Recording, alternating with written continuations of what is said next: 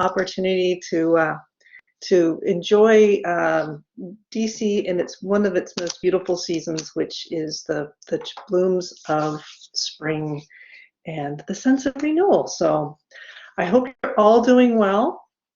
I know last week was exam number 2, and we are working hard to complete grading exam number 2. We hope to have that done by the end of this day or early tomorrow, and I will send you an email when all the exams are graded, and you can then go back to Gradebook and look at the results of exam number 2 in more detail. So before we get going today on our topic, I wanted to share with you a couple of opportunities coming up. One is that next week we're going to be having some open houses with faculty and advisors and some current majors for both geography and environmental studies. So geography is going to be having an open house just to learn more about the geography major and the geography minor, as well as the GIS minor. On April 5th and April 8th, between 3 and 5 p.m., you can join us via a Zoom, and I'll put those links on our Blackboard page.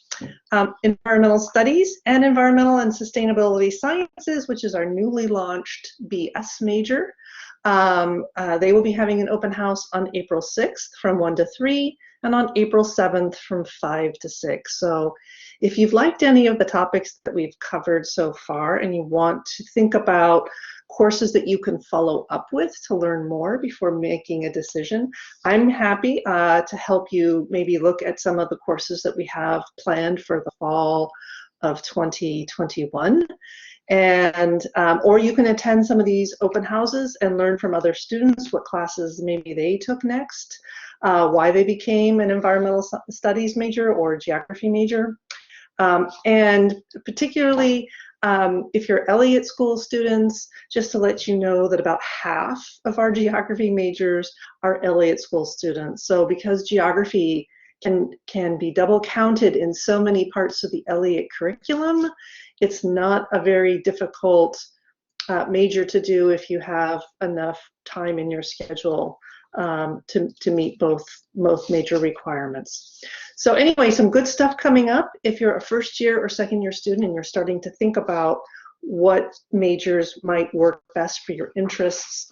I'm available during my office hours to talk about that, so please don't hesitate to sign up. But also we have these great open houses that are coming up for you to learn a little bit more.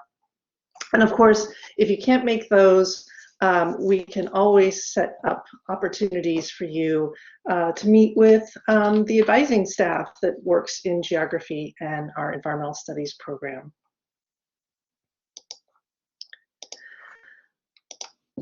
Alrighty, so I'm going to get going today.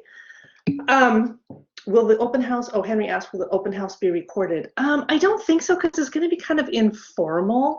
But one of the things you should do is, I think if you go to our website, there's our geography department website. And Lena, can you put that link in the chat? If you go to our website, you'll see we have a lot of information on just how to plan and think about the geography major, the minor, and the GIS minor, and the environmental studies major and the environmental science major. And I think there might be a couple of pre-recorded introductions to those majors. So you can check those out. But I know that Professor Cullen, who's our lead advisor in geography, and Professor Keeley, who is our lead advisor on the environmental studies and environmental science side, they have lots of open office hours, and they'll be absolutely happy to talk to you more about the majors. And sometimes actually, you know, you really want to have that individualized attention because you might be wanting to focus or concentrate on certain aspects. And so we can also advise you on kind of bringing in some non-geography courses to maybe complement or build on some of your interests. So for example, you know, I'm an urban geographer, So next week I'm really excited because we're finally doing urban geography. But for example, if you're really interested in all things urban, we don't really have an urban studies program at GW, but I can help you put together essentially an urban studies major by cobbling together many of the geography classes that focus on cities. And there's also urban classes in sociology, in American studies, and in anthropology. So, there's opportunities for us to really help you tailor your major to what you really want to be studying. And of course, one of the great things about GW, and maybe one of the reasons why you selected GW, was because of the opportunity to experience study abroad. And I would say 3/4, if not more, of our geography majors and environmental studies majors study abroad and transfer a lot of those credits into the major. So it's also very easy to think about opportunities to go study abroad. Oh, thanks, Lauren. Yeah, a few students have created kind of quasi-urban studies through their own individually designed majors. And that's very, very possible. And I'm happy to help talk to anybody that's interested in something around urban. But today, we're going to focus on food. So last Friday, for your asynchronous work, I had you view the lectures that introduced the notion of food security and food insecurity. So just to recap, just so that everybody's thinking about food. Okay, so just talking about the large-scale issue of food insecurity globally. We've got 820 million people who are food insecure, and that means various lack of access to food on a consistent basis. Unfortunately, the data show that this has been increasing over the last 3 years. So currently, obviously, the COVID-19 pandemic is exacerbating food insecurity, but it's been increasing over the 3 years. And some experts say it's been increasing globally, but really it's been in a few countries that have seen maybe some economic stagnation going on. However, when we think about that large scale, 820 million who are food insecure, there are inequities in that food insecurity as well, right? So obviously the 820 million who are food insecure are experiencing that inequality, but within populations in general, the inequalities in food insecurity tend to impact women and children the most. And we're talking about women and children in some of our lowest income or poorest countries. So just to remind you, the 3 S's of food insecurity, we've got security, which is the ability to purchase food, to get access to food. We have sovereignty, which really talks about farmer sovereignty, to some degree consumer sovereignty. Farmer sovereignty, the ability to grow what it is you want to be growing. Consumer sovereignty, the ability to choose what you want to eat and be able to access that food. And then safety. Food must be nutritious. It also must be safe. So it must be free from chemicals or other contaminants that might cause human health problems. I talked a little bit last week about the impacts of malnutrition, particularly the impact on children. Malnutrition, in the broad sense, includes undernourishment, that is not enough calories. It includes hidden hunger, or things like lack of certain vitamins or proteins. And then it also includes obesity, which is over calories. Right? And I mentioned that in particular, malnutrition impacts children the most. And although there are certainly adults that are food insecure, when we talk about food insecurity among children, the reason why it impacts children so much is because their bodies are still growing. Their brains are still developing. And so to be deprived of calories at those critical development points in time often has a lifelong impact. For example, stunting will often result, which is essentially defined as a child who's a little shorter in stature than they would have otherwise been had they not been food insecure. That impacts that individual for the rest of their life. They can never catch back up and reach that target height that they would have had they not been food insecure. I also introduced the idea that there are lots of causes of hunger, really a wickedly complex problem, right? Which is why it's one of the Sustainable Development Goals, because it is so, so many causes of hunger, from government policies to environmental impacts, but the root of the cause of hunger really comes down to poverty. Right. So today what I want to do is to introduce some of the solutions that have been posed over the last several decades as to how do we solve food insecurity. It's been around for a long time. It predates the millennium. It was an issue that really began hundreds of years ago, but accelerated in the 20th century as population growth increased and we saw more people being food insecure. It became an issue that we devoted some time and imagination to. So today I'm going to talk about the solutions of the green revolutions, plural. So the green revolutions, I'm going to talk about two green revolutions today. I'm going to talk about the initial or original green revolution, which we can date from about 1950 to 1990. And then I'm going to talk about the second green revolution, which is really focused on Africa and began in 2005 and continues in the current time frame. So let's start with the first green revolution, the original green revolution of the 1950s and 1960s. So the green revolution is a term that was given to a combination of efforts to increase food production, because even in the 1950s and 60s, we were beginning to see some amount of food insecurity and growing concerns about how to feed an increasing global population. So how could we increase food production for a growing population? So the agricultural experts really said, well, there's two options. The first option is to increase the amount of land that grows food, right? And we've been steadily doing that. That's called extensification, extending the area of land that's under cultivation. The problem with relying on option one as a solution to increasing food insecurity and global hunger is most of the best land for food is growing food already, right? So this would mean putting agricultural production in places that are not optimal for food production. And you might get some food production from these kinds of areas, but you're not going to get great food production, right? So think about, going into areas that have sandy soil or really hard, compact clay soil.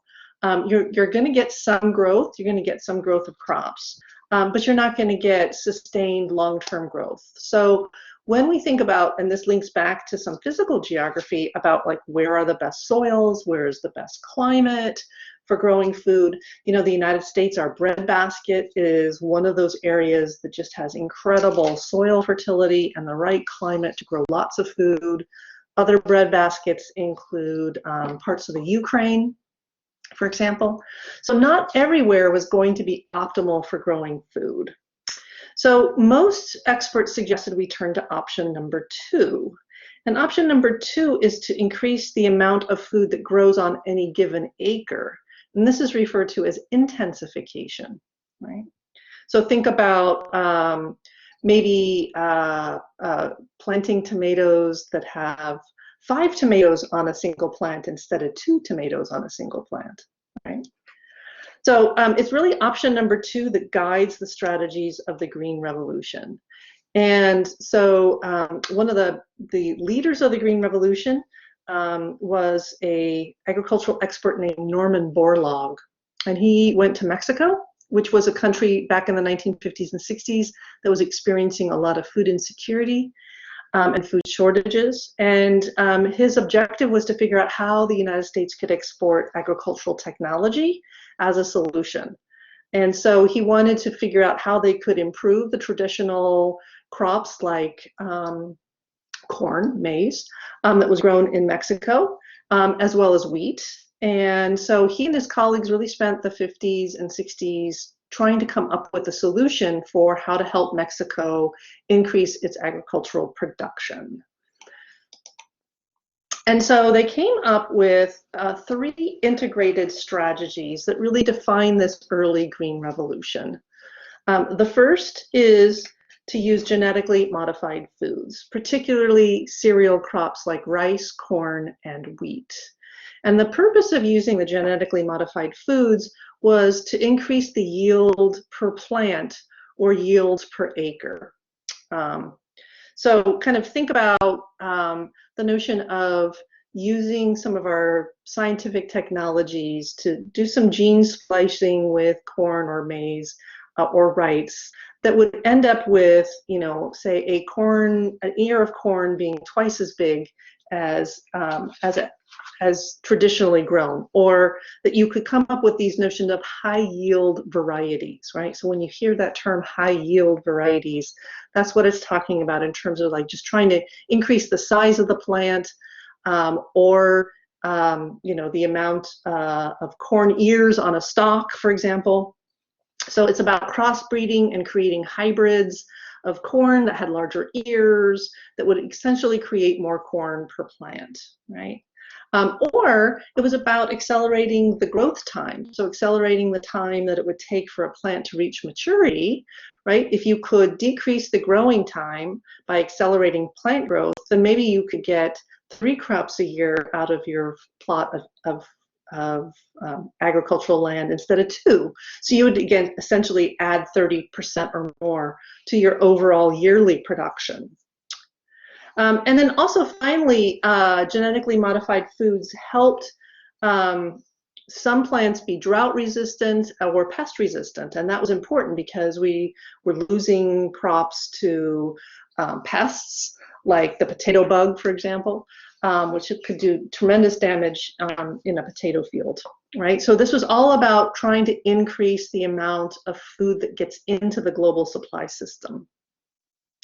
The second element of the Green Revolution was increasing the use of synthetic pesticides and fertilizers. So this is coming out of kind of the research at Dow Chemical or DuPont, you know, the creation of new pesticides and fertilizers like we might see with Miracle-Gro or Ready Roundup. These were thought to both help the plant be robust and grow in terms of fertilizers, and then pesticides, the ability to deal with things like pests, right?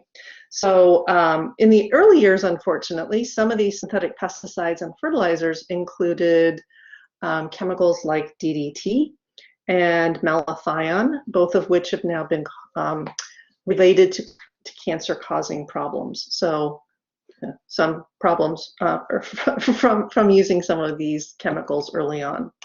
And then the third characteristic of the Green Revolution was the mechanization of farming. So when I talk about mechanization, I'm talking about something that's really capital intensive. So not like a steel shovel or a trowel. I'm talking about large pieces of equipment that are expensive because they're sophisticated. So think tractors or combines or harvesters. You know, today a harvester can cost you $200,000, right? So capital-intensive farming equipment is both expensive, probably requires some sort of bank loan, either personal loan or some sort of farming co-op loan to take out these expensive purchases, right? So all 3 of these strategies were used in the Green Revolution. And the good news is that agricultural production went up. The bad news is, like everything in this class, it was highly uneven, right? Different countries experienced different levels of food production increases, and the benefits were very uneven. So this image is just kind of showing you the difference between traditional forms of farming and the Green Revolution. So on the top image, you can see, for example, this is kind of the green, it kind of embodies the Green Revolution. We see heavy equipment being used, large scale land, right? You're not going to get a tractor like this for a 1-acre piece of land, right? I mean, that would just be, you wouldn't be able to go very far before you'd have to turn around and then you'd be done, right? So, so one of the interesting things about what the Green Revolution brings is not just capital intensive, but it shifts the way land is used. It requires far less labor, right? So labor essentially begins to shift. but it's expensive, so it requires a lot less money. And of course, most of our tractors, harvesters, combines, and other mechanized farming equipment is running on fossil fuel energy. In contrast, at the time, most of the conventional forms of farming, you can see, were very labor intensive, right? People are planting crops, tending to crops. Because it's labor intensive, land tends to be small, so farmers aren't farming 10,000 acres by themselves. They're farming smaller areas of land. But it also doesn't require much in the way of capital up front, you know, maybe to buy the seeds, but you're not using much else other than that, and you're not using much in the way of fossil fuel energy, except for perhaps transferring crops to market. So one of the things to think about is just how the Green Revolution not only impacted agriculture, but it also impacted some of the stuff we're going to talk about coming up, which is rural to urban migration. With all of this labor no longer needed for conventional farming with the Green Revolution, you know, a lot of people found themselves without any way of supporting themselves in rural areas, and so began to move towards urban areas. So there's a video that I'm asking you to watch on your own time. It's about the Green Revolution, and it's kind of, you know, it's a somewhat balanced short little video. It introduces the positive impacts as well as some of the negative impacts. And just make sure that when you watch this video, you're looking for both the positive and the negative impacts. So the initial Green Revolution results were kind of considered successful. Between 1960 and 1985, the world population doubles, but food production triples, right? So initially, in those first couple of decades of the Green Revolution, there was kind of a tremendous sense of optimism that this was working to make sure that even though population was continuing to grow and increase, that we were also able to increase food production and provide food for the world's population. And the good news again was that food production goes up in nearly all regions of the world. It certainly goes up in those countries that adopt the Green Revolution. So not all countries adopt the Green Revolution. But some countries lagged behind in terms of food production.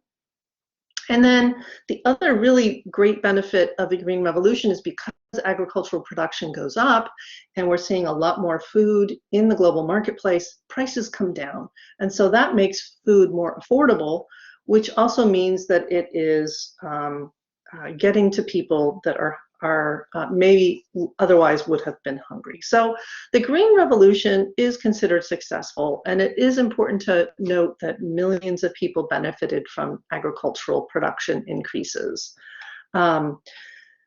Although some countries didn't see the benefits of the Green Revolution, and for example, Sub-Saharan Africa didn't really adopt the Green Revolution. Now, the Green Revolution is really focusing on those three crops I mentioned, rice, wheat, and corn or maize.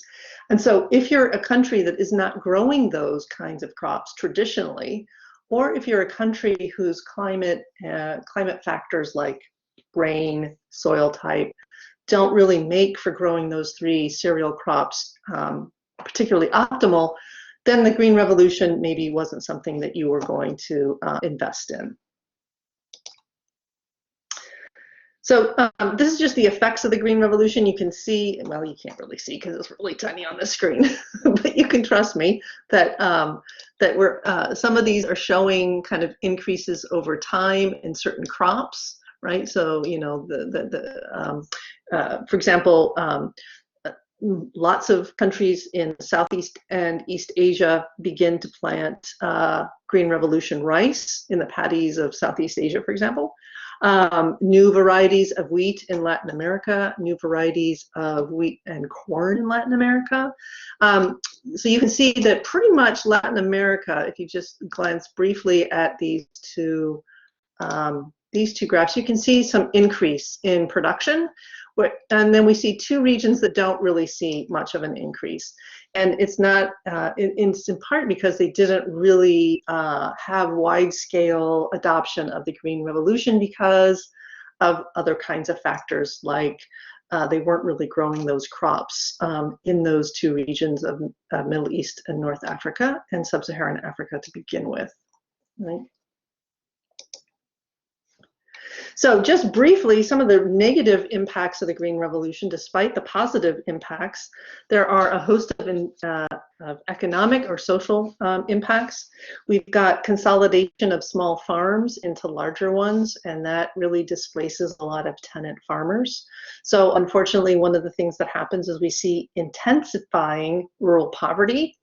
And because of lack of opportunities for those laborers or farmers who have either lost their land or lost the ability to work on a farm, without other investments in rural areas, people begin a massive rural to urban migration, which has some impacts, as you'll look at asynchronously in our Friday lecture on urbanization.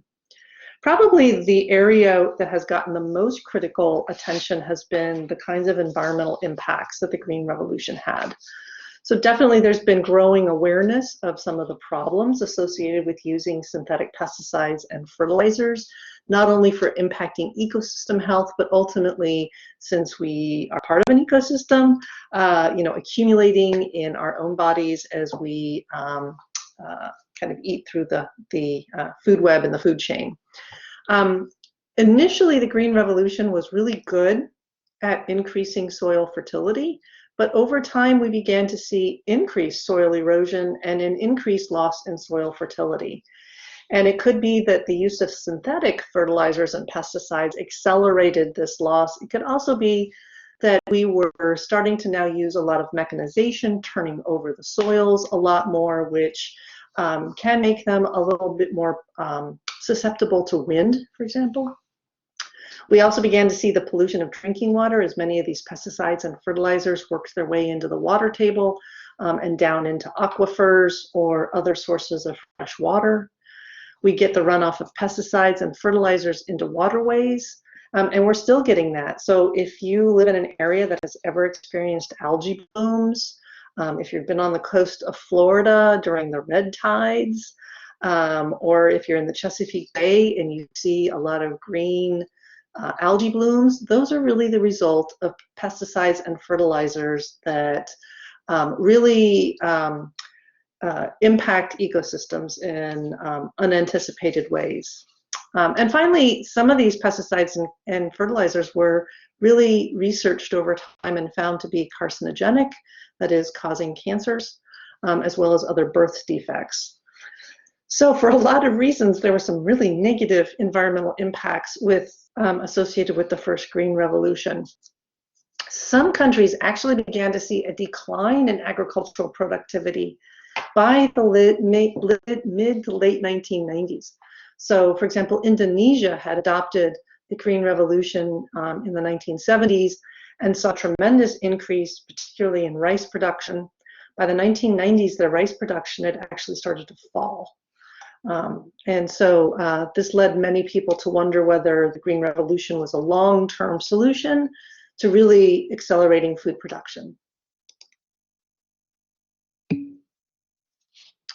So Natalie, you asked, would residents living near the farms feel the consequences of chemicals such as DDT? How about consumers of the crops which use DDT? Yeah, so that's a great question, Natalie. So there's been a lot of work over the last several decades on farmers' exposure to whatever pesticides and fertilizers if they're using synthetic, right? Like natural fertilizer would be cow manure, right? So I'm talking about anything that gets sprayed on or sprayed with a crop duster is probably synthetic pesticide or fertilizer.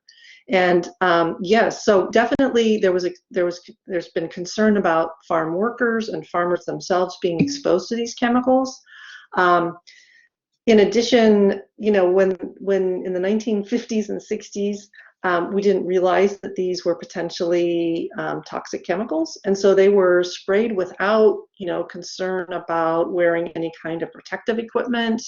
They were sprayed from crop dusters. I'm sure most of the crop dusters probably overshot fields from time to time, and some of that might have landed on people's houses. Interestingly enough, we also flirted with using DDT to eradicate malaria. And so we sprayed it on villages and with people outside just being coated with DDT.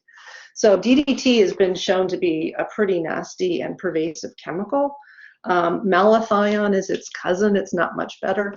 So there's certainly some long-term studies that have shown that, you know, it's not just farmers and farm workers that get impacted, but it's also people that where these chemicals end up in the waterways.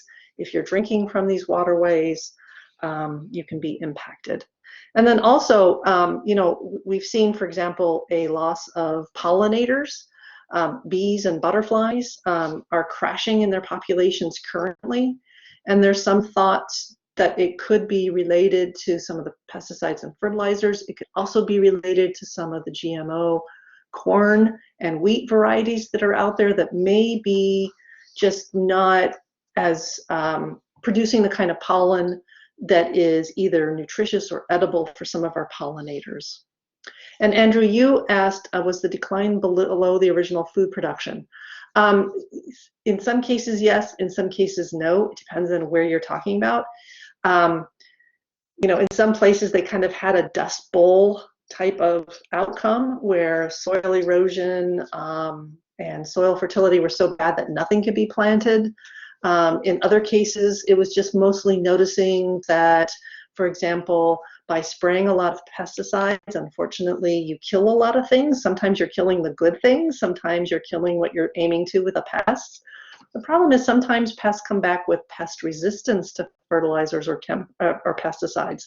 And so in some areas, we began to see food production decline because, you know, the locusts or the grasshoppers, which were initially killed off in the millions during the initial decades of spraying, became incredibly resistant to the pesticides that were being applied to the crops. And they came back stronger and, you know, and were harder to kill. And so they took more of a toll on the crops. By the way, locusts have been back in Africa again.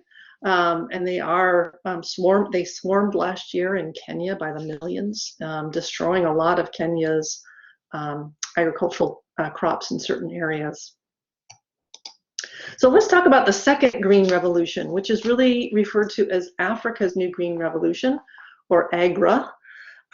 This is something that was really came about starting at the turn of the millennium, so about 21 years ago. People began to think about how do we help increase food production in both North Africa as well as sub-Saharan Africa.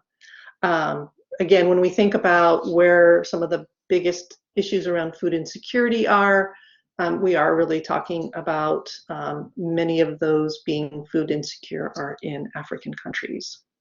So remember, Africa was largely left out of the Green Revolution, the original one in the 1950s to the 1990s. First of all, it's not an area that has grown rice and wheat traditionally, in part because they don't have irrigation systems, but also some of their climate patterns just weren't conducive to growing these two crops.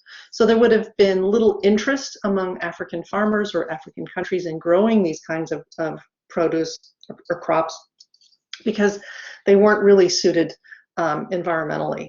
But there were also some other challenges in terms of why Africa didn't participate in the original Green Revolution. There were political challenges in the 1960s. Many of you know that many African countries were becoming independent from their colonizers, and many were still very unstable, kind of some were turning to the military as military coups were happening. And, you know, so when you have political instability, that doesn't make for, you know, undertaking big rural agricultural revolutions and investments. Probably one of the other really interesting facts about sub-Saharan African farmers in particular is that most of them are farming on very small plots of land. Something like 2/3 of all farmers in sub-Saharan Africa are farming on less than a hectare or about 2.5 acres, right? That's really actually pretty small. And when you think about it, I mean, it's probably, you know, less than the size of 2 football fields. It doesn't make sense to buy a $200,000 tractor or combine or harvester if you've got small areas of land. So for some of these reasons, it's one of the reasons, these three reasons are some of the underlying reasons why Africa did not participate in the Green Revolution. But in 2006, the Bill and Melinda Gates Foundation combined with the Rockefeller Foundation, and the Rockefeller Foundation had been instrumental in supporting Norman Borlaug in the first Green Revolution. So the Rockefeller Foundation has long been interested in food security. And they created the Alliance for a Green Revolution in Africa, or AGRA.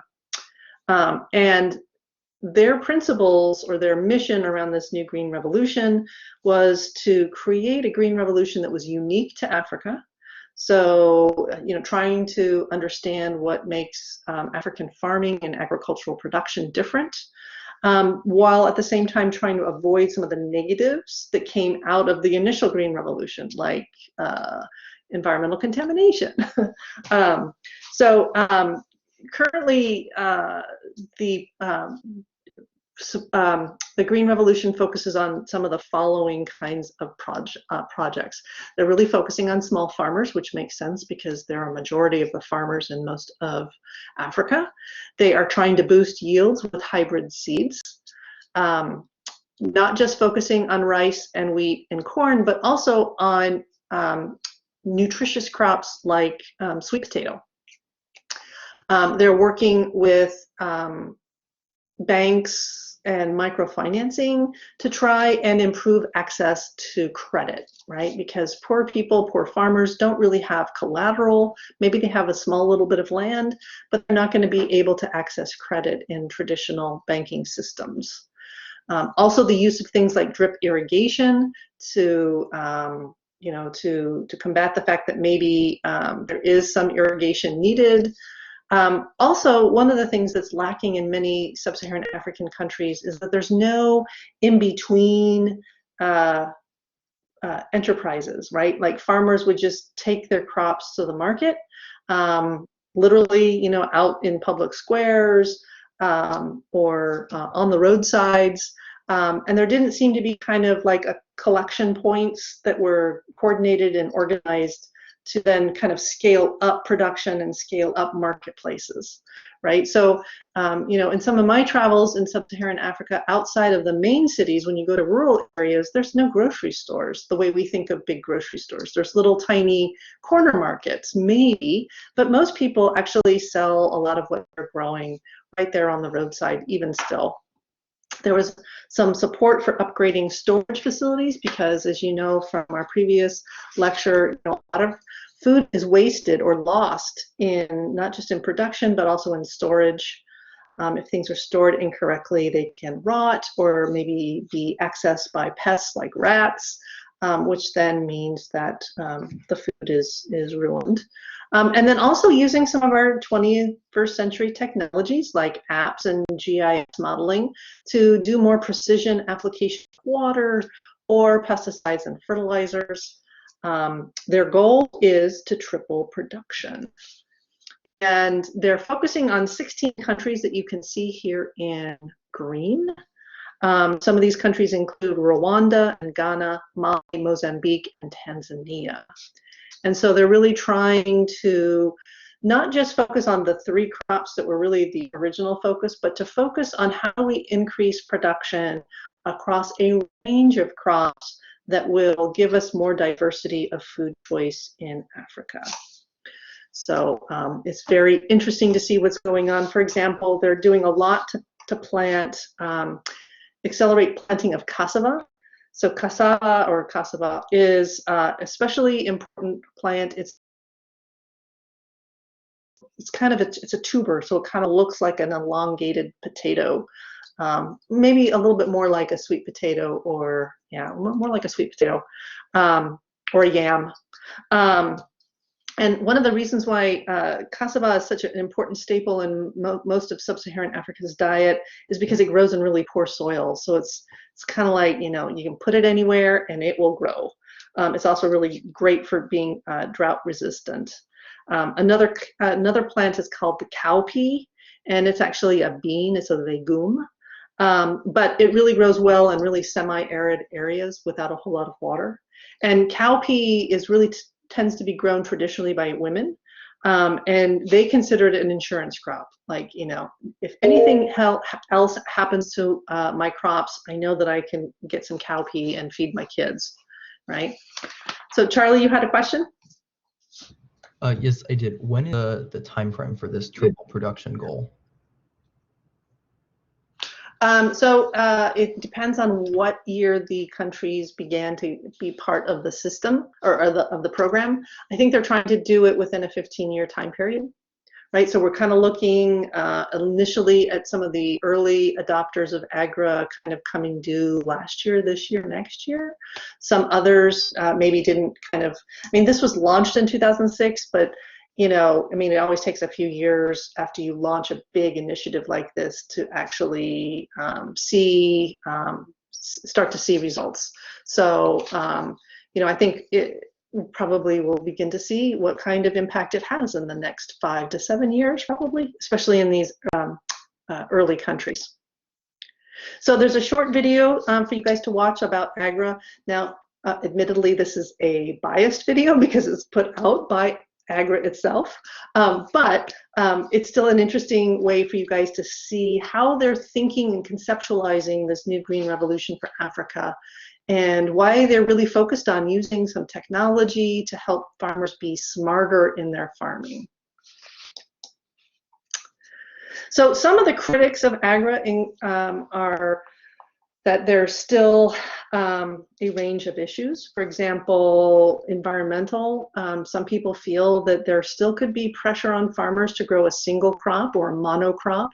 And monocropping has some negative environmental impacts. For example, you're really reducing biodiversity, not only with planting a single plant, but also all of the other critters and insects and birds that depend on a diversity of things being grown are now maybe not able to find food, right? So pitfalls of monocrop can also sometimes accelerate soil erosion or loss of soil fertility. It depends on what kind of crop you're growing.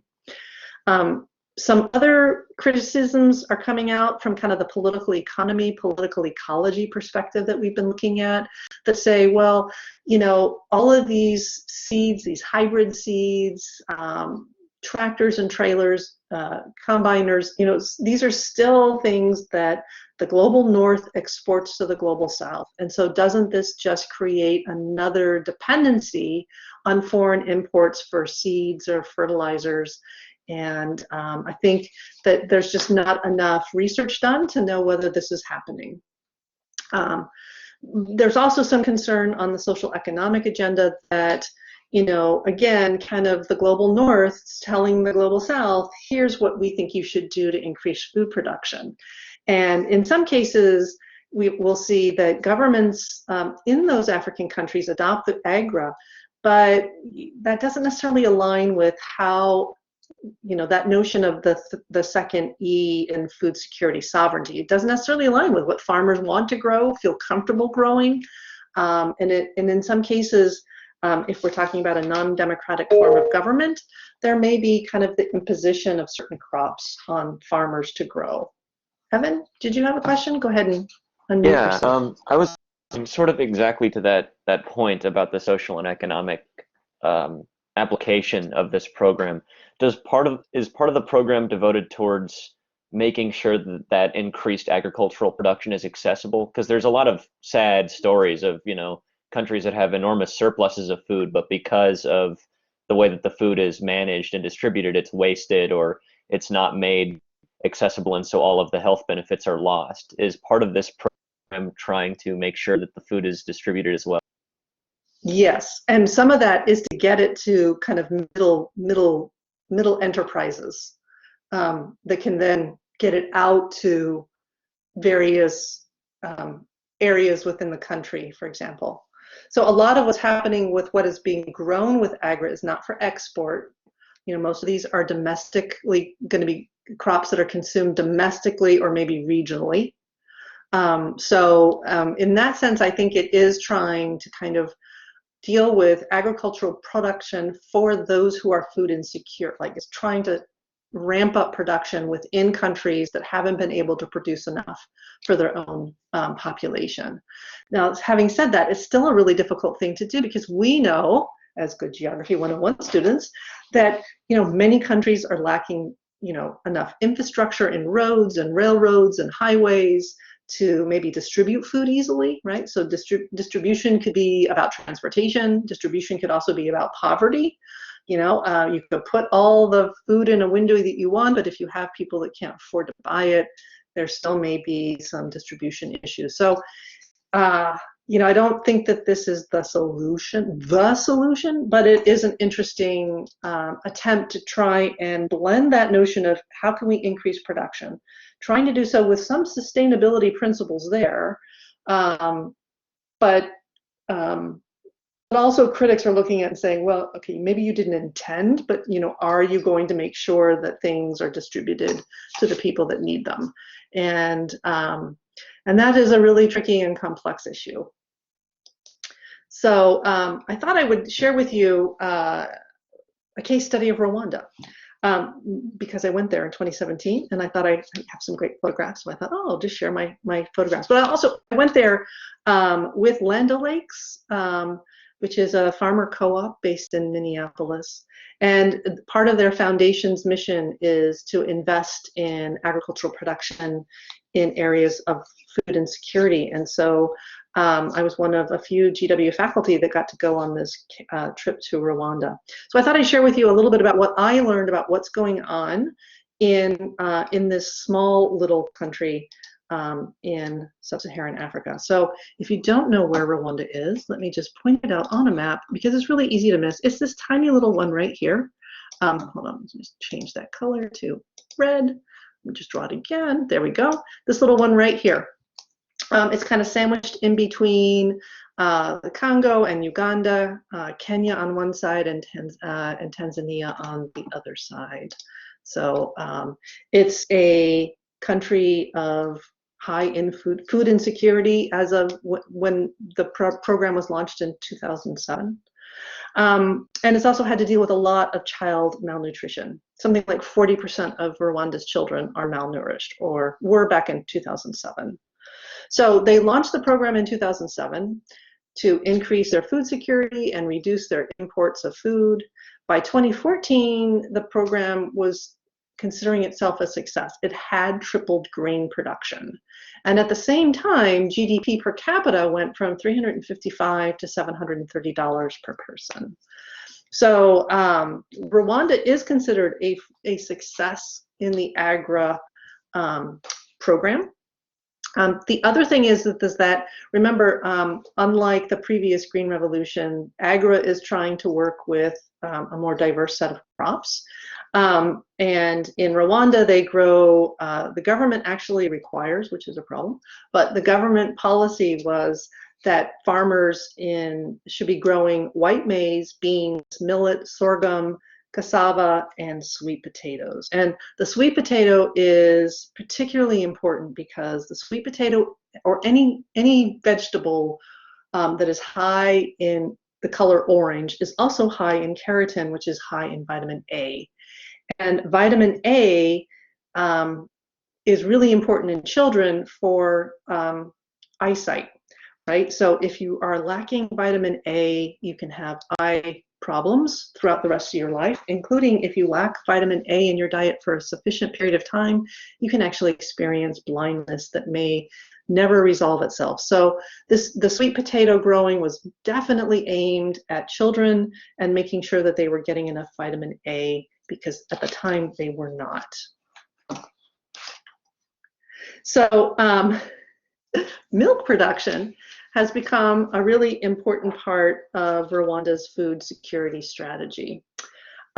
So in Rwanda, as in many other countries in sub-Saharan Africa, we're talking about smallholder dairy farmers. Like, I'm talking small, like farmers have an average of 1 to 3 cows. 1 to 3 cows. That is a small farmer in Rwanda as in many other places. And the problem is, how do you get a single cow or 2 or 3 cows worth of milk to market? And you have to milk twice a day, usually in the morning and then again in the afternoon. And in the United States, that would be really impossible because like 1 to 3 cows would not be worth anybody's time driving out to your farm and collecting the small canister and then driving it to a big collection point. In Rwanda, by the way, this is the country that is known as land of 10,000 hills, and believe me, it is hill after hill after hill. So not only do you have to get your milk to market, you have to get it to market in a very hilly environment. And so actually one of the big challenges has been, how do you collect milk from so many numerous individual farmers to create something like a yogurt business or a cheese business, right? So traditionally, milk has stayed on the individual farms and just been used as cream, butter, or milk. But there's an opportunity, if you can scale up collection, to create enterprises like yogurt and cheese, and to add that protein into the diets, right? So you can see that most of the milk is coming to market in Rwanda on the back of a bicycle. And you can see the steel canisters are kind of, bungee corded on the back of the bicycle. And this area right here is the entranceway to a food co-op called Blessed Dairies. And this is what USAID and Land O'Lakes had invested in starting up this food co-op. And so what happens is the farmers will either pay somebody to come and take their milk by bicycle to Blessed Dairies. And there are several of them around the country, the collection points. And then what you see happening is this is the collection floor. And so people will bring, the delivery people bring in the canisters of milk, and then they wait.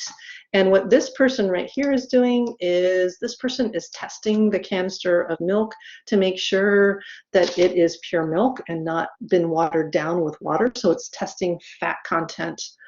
And then afterwards, one of the really interesting uses of new technology is that the farmer will get a text message saying, we've received your milk and here's how much we're paying you for it.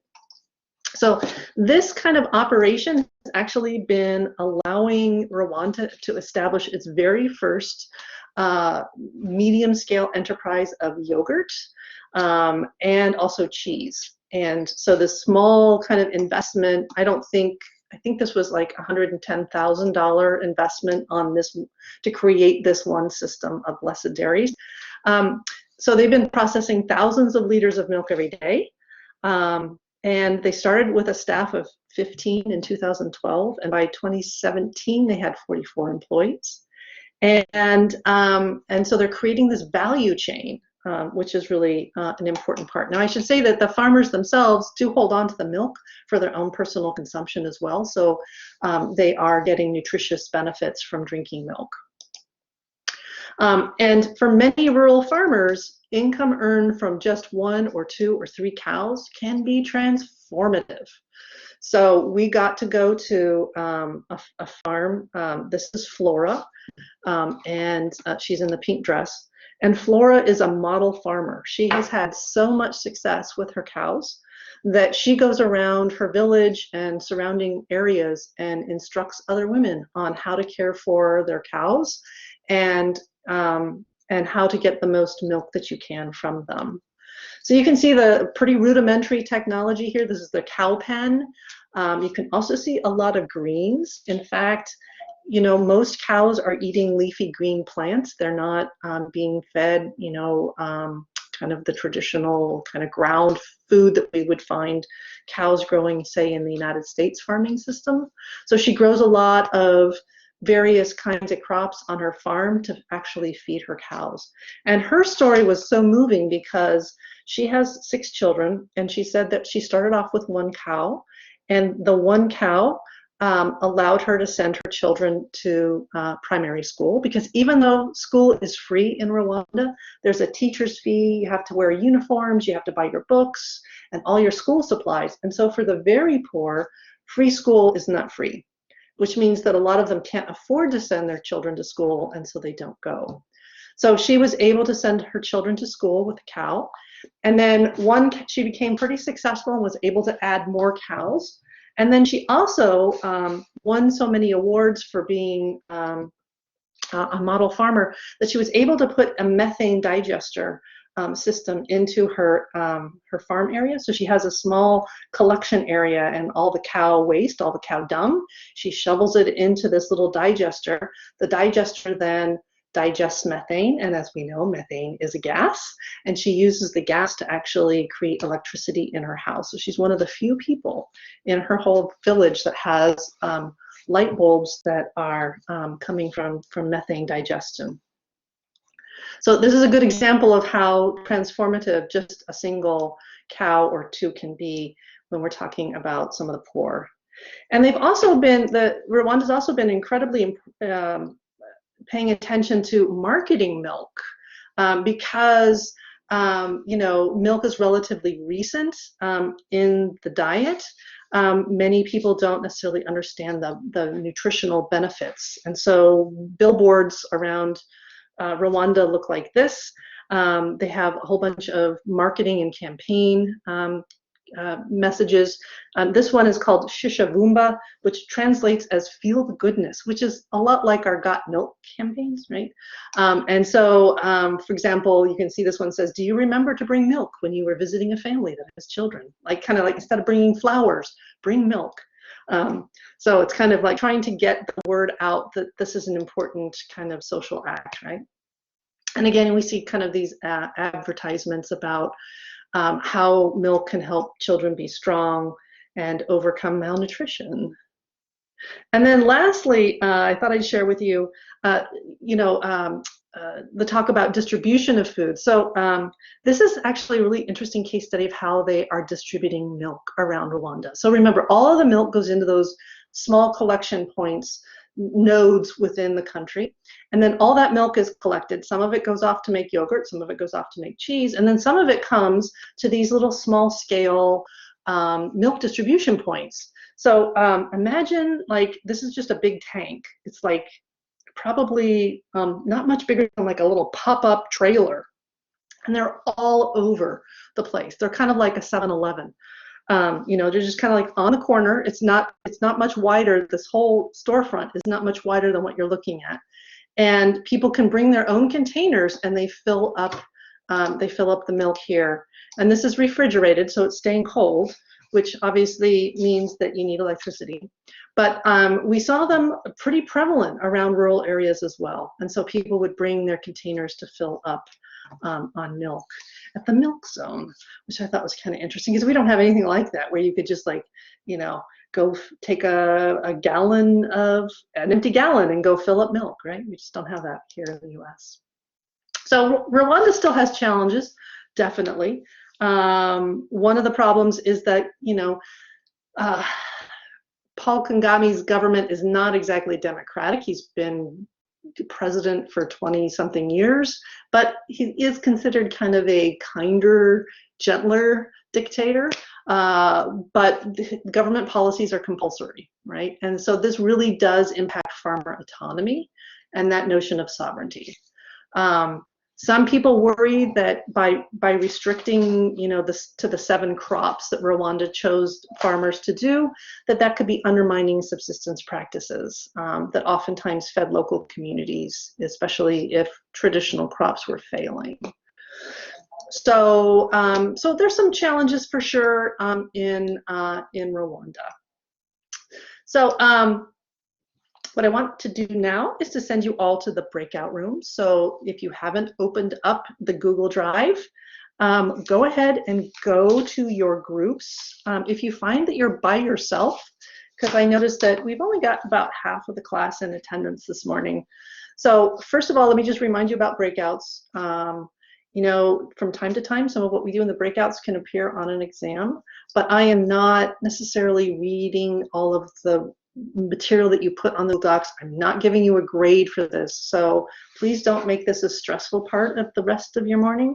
But if you go to a breakout group, if you go to your group and nobody is in your group after you've waited a minute or two, just join another group. I've set up some questions about food insecurity, so you can look at food insecurity in your country by going to the website Our World in Data. Okay, so Lena, why don't you send everybody to the breakouts, and if possible, we'll bring everybody back in about 15 minutes or so just to kind of wrap up.